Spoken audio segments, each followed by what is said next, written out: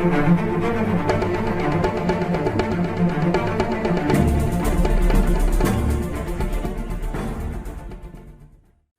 بيكم في فيديو جديد في سلسلة ال MCU تايم لاين وشرح أفلام مارفل. زي ما شفنا في الفيديوهات اللي فاتت احنا اتكلمنا عن فيز 1 وفيز 2 وكمان اتكلمنا عن فيلم كابتن مارفل اللي يعتبر في فيز 3 بس كان في ترتيب الأحداث كان في الأول.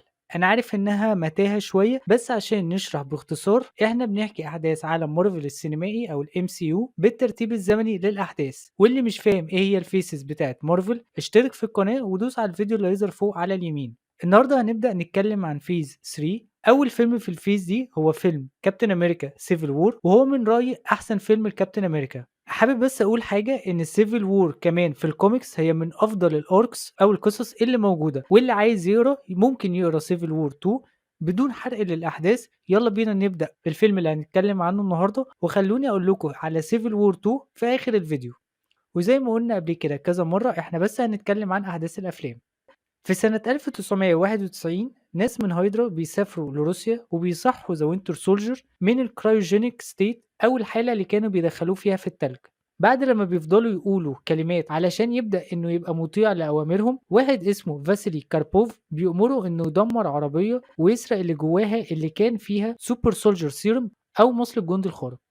في الوقت الحالي بعد سنة تقريبا من أحداث أولترون، كابتن أمريكا وبلاك ويدو وفالكون وواندا بيعرفوا إن راملو عايز يسرق سلاح كيماوي من معهد الأمراض المعدية في نيجيريا. بيقدروا إن هما فعلا يقبضوا عليه، بس قبل لما يقبض عليه كابتن أمريكا راملو بيفجر نفسه بحزام ناسف، وده بيخلي واندا إنها تحتوي التفجير بقوتها لكنها مش بتقدر تسيطر عليه، والحزام بينفجر في مبنى جنبهم وبيقتل ناس شغالين في الإغاثة من واكاندا. في أمريكا في ال MIT توني ستارك بيعرض تكنولوجيا اسمها بورف، ودي عبارة عن تكنولوجيا بتساعد إنك تقدر تعيش ذكريات قديمة، وبيقول للطلبة في ال MIT إن كل مشاريعهم هيمولها عشان يخلوا المستقبل أحسن. بعد لما بينزل من الستيج بيقابل واحدة اسمها مريم شورب اللي ابنها مات خلال أحداث سوكوفيا وأولترون. الموضوع بيأثر جامد على توني ستارك بالذات لما قالت له إنها بتلوم الأفينجرز على موت ابنها مش أولترون. بعد شهر من أحداث نيجيريا الأفينجرز بيتجمعوا في الأفينجرز كومباوند وبيقابلوا توني ستارك وساديوس روس اللي شفناه كان في فيلم ذا هالك.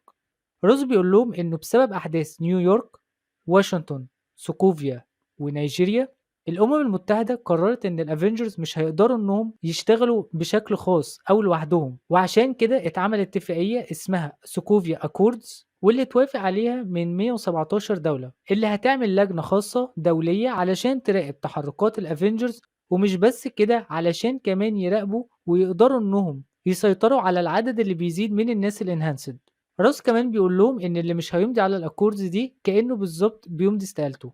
طبعا الافينجرز بيتقسموا فريقين، توني ستارك اللي شايف انهم لازم يمضوا على الاكوردز دي لانه شايف انه غلطان انه عمل اولترون والدمار اللي سببه، وكمان شايف ان الافينجرز لازم يتحملوا مسؤوليات افعالهم. لكن ستيف كان شايف انه ما ينفعش يمضي على الاكوردز دي لان الافينجرز ممكن يتم اختراقهم من طرف ثالث زي اللي حصل في شيلد من هايدرا. في نفس الوقت كاربوف اللي شفناه في أول الفيلم طبعا بيبقى على المعاش، بيصطادوا واحد اسمه هيلموت زيمو اللي قاعد يسأله على معلومات عن مهمة 1991. كاربوف طبعا بيرفض فزيمو بيقتله. خلال المناقشات ما بين الافينجرز حوالين الاكوردز روجرز بيعرف ان بيجي كارتر اللي كان بيحبها توفت، وبيضطر ان هو يروح للندن علشان يحضر الجنازة بتاعتها. وهو هناك بيعرف ان شارون كارتر هي قريبة بيجي كارتر، وشارون وهي بتقول زي رثاء إن إزاي الواحد ما يرجعش في قرار هو مؤمن بيه، فده بيقوي أكتر روجرز وبيرفض إنه يمضي على الأكوردز. واندا بتلاقي نفسها متحاصرة في فيجن، وكان فيجن بيطمنها إن ده بس علشان أمانها بسبب اللي حصل في نيجيريا. بعد كده في فيينا في المكان اللي كانوا هيمضوا فيه الأكوردز في إرهابي بيفجر قنبلة وبيقتل كينج تشاكا ملك واكاندا. لما كاميرات المراقبة بتعلن إن باكي بورنز هو اللي عمل التفجير ده، تشالا ابن تشاكا بيتعهد على نفسه إنه يقتل باكي بورنز.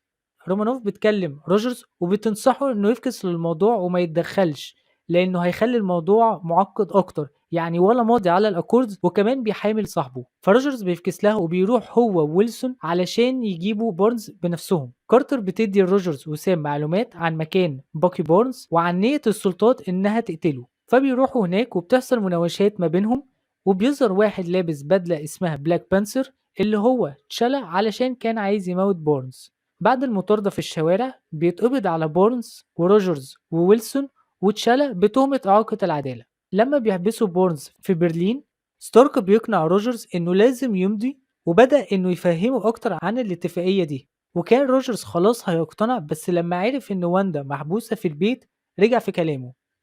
بره المدينة عند محطة الكهرباء، زيمو بيبعت صندوق فيه قنبلة علشان يدمر محطة الكهرباء دي، وده بيسبب إن الكهرباء بتتقطع في المنطقة كلها، ومش بس كده بتتقطع كمان في المكان اللي محبوس فيه بورنز. زيمو بيبدأ يقول الكلمات اللي بتسيطر على دماغ بورنز زي ما شوفنا في أول الفيلم، وبورنز بيهرب. روجرز وسام بيحاولوا يوقفوا باكي بورنز لكن بيفشلوا، فبيحاول توني ستارك وبلاك ويدو وشارون كارتر انهم يقبضوا على بورنز بس برضه بيفشلوا، وكمان بيحاول شالا انه يمسك بورنز بس هو كمان بيفشل. ويلسون بعد ما اخد علقة تمام من بورنز بيصحى ويحاول انه يمسك زيمو، لكن زيمو كمان بيهرب. وبورنز كان خلاص هو كمان هيهرب بطيارة، لكن ستيف روجرز بطريقة ويرد جدا قدر انه يمسك الطيارة علشان ما يهربش. بارنز بيحاول انه يدمر الطيارة على دماغ روجرز، بس الطيارة بتقع في نهر قريب، وروجرز بيقدر انه يقبض على بارنز، وبعد كده بيهربوا هما كمان. لما بارنز بيرجع لوعيه، بارنز بيبدأ انه يقول لروجرز انه فاكره، وان زيمو رايح لسيبيريا المبنى لهايدرا اللي هناك كان هو وخمسة تانيين من الوينتر سولجرز كانوا اتعملوا من خلال السوبر سولجر سيروم اللي سرقوا سنة 1991.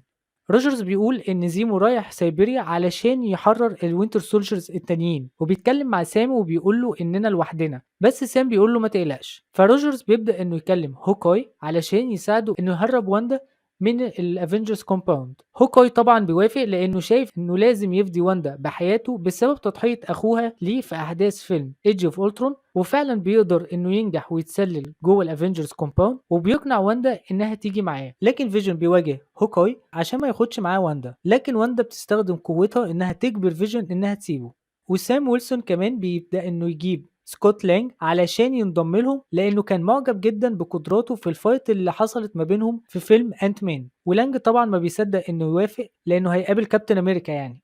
طبعا هروب روجرز وسام وزيمو وبورنز بيضايق روس، وبيقول لتوني ستارك إنه هيخلي قوات العمليات الخاصة هي اللي تجيبهم حتى لو هيقتلوهم. فستارك بيحاول إنه يقنع روس إنه يديله مهلة وهو هيجيبه بنفسه، فروس بيوافق وبيديله 36 ساعة.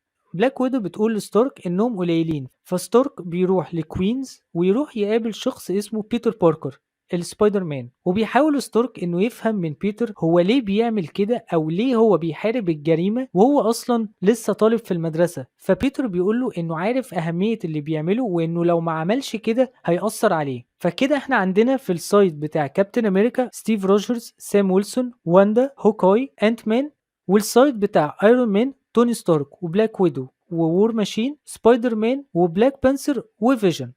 بيحاول ستيف والمجموعة اللي معاه انهم يروحوا لسيبيريا من برلين قبل ما زيمو يوصل هناك، فبيروحوا المطار ليبسينج هيل في محاولة منهم انهم يلاقوا طيارة هناك. بيبدأ المطار انه يخلي المكان، فروجرز بيقول للتيم بتاعه انهم يجهزوا لانهم عرفوا ان توني ستارك هيبقى موجود في المطار. لما روجرز بيجري ناحية الطيارة، توني ستارك بيبدأ انه يواجه روجرز اللي بيحاول انه يقنعه انه يجي معاه ويسلم نفسه ويسلم كمان بورنز. طبعا روجرز بيرفض وبيحصل ما بين الافينجرز عركة كبيرة جدا، وده بيسبب ان المطار بيتدمر. خلال المعركة دي تيم روجرز بيقرروا انهم يكسبوا وقت لحد لما روجرز وبورنز يقدروا انهم يروحوا لطيارة علشان يهربوا، وده مقابل انهم هيتحبسوا. فأنت مان بيستخدم البدلة بتاعته وبيبدأ إنه يبقى كبير جدا، وده بيشتت انتباه سبايدر مان وتوني ستارك ورودز.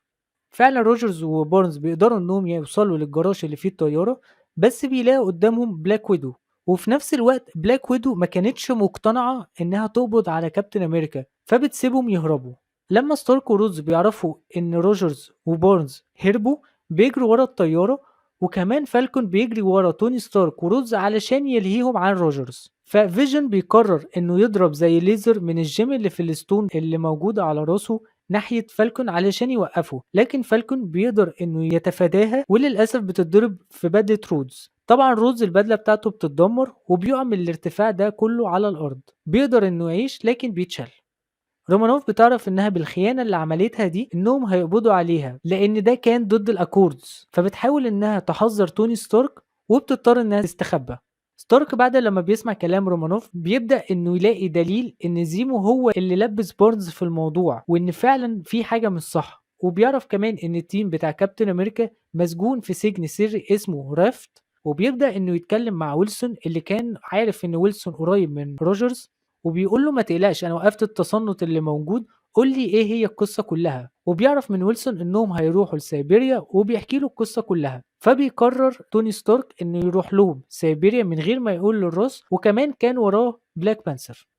توني لما بيوصل سيبيريا بيقابل روجرز وبورنز وبيبدأوا انهم يتصالحوا وبيبدأوا انهم يستكشفوا المختبر او المنشأة دي، وبيعرفوا ان زيمو قتل الوينتر سولجرز التانيين اللي ما كانش عايز اصلا يخرجهم. زيمو بيقابلهم وبيبدأ يقول لهم انه من سكان سوكوفيا، وانه عايز يعاقب الافينجرز علشان اللي عملوه هناك لانهم كانوا السبب في موت اهله خلال هجمات اولترون. زيمو كمان بيبدأ انه يوري ستارك شريط امني من 1991، والشريط ده فيه بورنز بيقتل عيلة ستارك وبيسرق عينات من السوبر سولجر سيروم من عربيتهم. ستارك طبعا مش بيصدق اللي بيشوفه وبيبدأ انه يسأل روجرز لو هو يعرف الموضوع ده ولا لا. روجرز طبعا بينكر ويقول له انا معرفش ان بورنز هو اللي قتلهم، وطبعا علشان ما كانش مستني الإجابة اللي كان مستنيها فبيعيد عليه السؤال مرة واتنين لحد لما روجرز بيقول له انا كنت عارف. فبيبدأ انه يضرب روجرز وبورنز، وبتبدأ فايت تانية تحصل ما بينهم. بعد محاولات بيحاول بورنز انه يكسر الارك رياكتور بتاع بدلة ايرون مان بايده الحديد، لكن ستارك بيدمرها بضربة يوني بيم من الارك وبتتقطع ايده. روجرز بيقول لستارك انه بورنز صاحبي ومش هقدر ان انا اسيبه، فتوني ستارك بيقول له وانت كمان كنت صاحبي، وبتبدأ فايت تحصل ما بينهم تانية. كمان بيبدأ ستارك انه يستخدم ميزة في البدلة بتاعته انه يعمل هجوم مضاد ضد كابتن امريكا، وفعلا بينجح، لكن كابتن امريكا بيقدر انه يدمر بدلة توني ستارك وبيمشي هو وبارنز من المكان. وهو ماشي ستارك بيقول له روجرز ان الشيلد اللي ماسكه ده مش ليه هو، لكن ده بتاع باباه وهو مش من حقه اصلا انه يشيله. روجرز بيبدأ انه يقتنع انه مش مستحق لقب كابتن امريكا ولا الشيلد، فبيرمي الدرع على الارض وبيمشي هو وبارنز من المنشأة دي. بره المنشأة زيمو بيبقى قاعد بره سعيد انه دمر الافينجرز وخلاهم ياكلوا في بعض. تشالا بيقابله كمان بره، والاتنين بيبداوا انهم يتكلموا ان قد ايه ممكن الانتقام يؤدي لكوارث يعملها الشخص علشان بس يحقق هدفه. تشالا بيقرر ان رغبته في الانتقام دمرته زي زيمو، وبيقرر انه يوقف زيمو عن انه يقتل نفسه. زيمو بيتقبض عليه وبيتحط في الحبس تحت اشراف واحد اسمه ايفريت روس اللي كان بيقول له انه فشل، لكن زيمو بيقول له انه ممكن يكون مسجون لكن خطته نجحت لانه كسر الافينجرز ومش هيرجعوا زي الاول. في الافينجرز كومباوند ستارك بيعمل اكزوسكيلتال فريم او دعامات علشان يخلي رودز يقدر انه يمشي. رودز بيقول لتوني ستارك انه بالرغم من اللي حصل له ده هو شايف انه عمل الصح. ستارك بيوصل له طرد جواه تليفون وجواب من روجرز. في الجواب ده روجرز بيعتذر لتوني على كذا حاجه، اول حاجه على اللي حصل وانه كمان كان عارف اللي حصل لعيلته، وانه كمان مش موافق برضه على الاكوردز. وبيقول لستارك انه في يوم من الايام هيجي ان الفريق كله هيرجع علشان يبقى واحد، ولو اليوم ده جه يكلموا على الموبايل وهو والفريق بتاعه هيبقوا موجودين. وبيبدأ كابتن امريكا انه يهرب الناس اللي محبوسين من فريقه من الرفد. بيخلص الفيلم على كده. الفيلم طويل حبتين. الفيلم عموما فيه 2 اندنج سين. الاولى بعد شهور من احداث الفيلم روجرز وبورنز بيبقوا لاجئين في واكاندا اللي بيرحب بيهم تشالا. بورنز بيختار انه يبقى في حالة التبريد او الكرايوستاسيس لحد لما غسيل دماغه ينتهي او هو يقدر انه ينهي عليه. وروجرز بيحذر تشالا ان العالم كله هيهجم على واكاندا لو عرفوا انهم مستخبيين عنه، فتشالا بيقول له خليهم يجربوا. الاندنج سين الثانيه بعد لما بيرجع بيتر بوركر من الفايت اللي كانت ما بين الافينجرز في برلين، بيقول لعمته ان في واحد ضربه في عينه، وبيكتشف هولوجرام كمبيوتر في البدله بتاعت سبايدر مان توني ستارك كان سايبها له. دي كانت سيفل وور اللي ما بين كابتن امريكا وتوني ستارك. سيفل وور 2 اللي قلت لكم عليها في اول الفيديو واللي هي في الكوميكس دي كانت ما بين كابتن مارفل وتوني ستارك، بس الموضوع كان اكبر شويه. قولوا لي تحت في الكومنتات لو عايزين نعمل لكم فيديو عن سيفل وور 2. الفيلم اللي جاي اللي هنتكلم عليه هو فيلم دكتور سترينج. لو عجبكم الفيديو دوسوا لايك وشير وسبسكرايب، واشوفكم في فيديو جديد. سلام.